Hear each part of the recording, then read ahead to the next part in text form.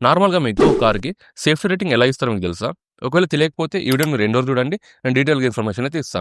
And ఇంకో చిన్న మాట ఏందంటే, ఇప్పటివరకు మన ఛానెల్‌ని సబ్స్క్రైబ్ చేసుకోకపోతే ఒకసారి మన ఛానెల్‌ని విజిట్ చేసి 2, 3 వీడియోస్ అయితే చూడండి.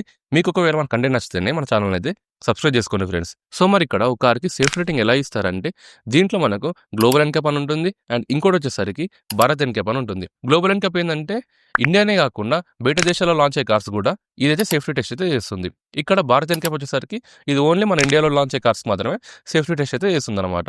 సో, మరి ఇక్కడ ఒక కార్‌కి సేఫ్టీ రేటింగ్ ఇయ్యాలంటే చాలా ఫ్యాక్టర్స్‌ని కన్సిడర్ చేసి సేఫ్టీ రేటింగ్ అయితే ఇస్తారనమాట.